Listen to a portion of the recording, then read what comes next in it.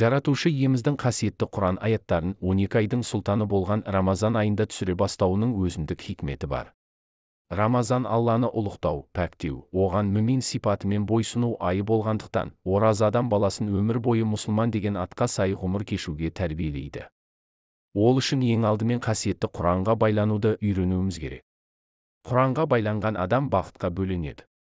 Әйгілі ғұлама Хасан Басри, Алла оны рахымына бөлесін, егер де Алланың сенімен сөйлесуін қаласаң, Құран оқы деген сөзінде үлкен мән жатыр.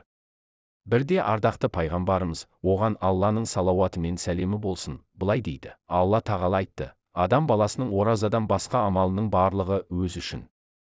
Ал ораза мен үшін, оның сауабын өзім беремін. Басқа риуаятта, Алла тағала, ол өзінің тамағын, сусыны мен шахуатын мен үшін тастайды. Ораза мен үшін, оның сыйын өзім беремін. Сондай-ақ әрбір жақсылық 10 еселенеді делінген. Мұсылман баласының намаз оқуы, қажылыққа баруы, зекет садақа беруі, Алланы разы ететін қандай да жақсы амал жасауы өзінің игілігі үшін орындалады. Жоғарыда келтірілген хадистің мәні мынада: адам оразадан басқа парыз амалдарды орындау барысында оның ниетін түрлі ойлар бұзуы мүмкін. Соның салдарынан қателіктерге ұрынып жатады. Ал ораза нәпсіге ауыр келетін құлшылықтың бірі болғандықтан, кез келген адам ауыз бекіте бермейді.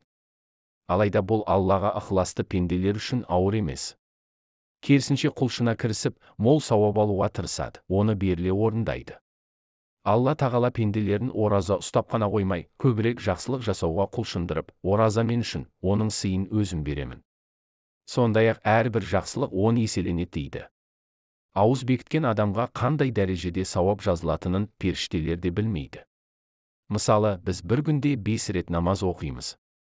Алланың уәде еткені бойынша ниетіміз бен ықыласымыздың дұрыс болуына қарай, әр намазымызға 10 намаз оқығанның сауабы беріледі, оны періштелер жазады. Ал оразаның сауабын Алланың өзі береді екен. Раббымыз Рамазанда бізді арам нәрсені былай қойғанда адал болған амалдың өзінен тыйып отыр. Күндіз адал болған ас судан, адал болған жарымызға жақындаудан тыйыламыз. Мұның хикметі не? Ораза құлшылығының түпкі мәні Алланы жақсы көруге, оның разылығына жетелейтін амалдарды жақсы көруге ұмтылу.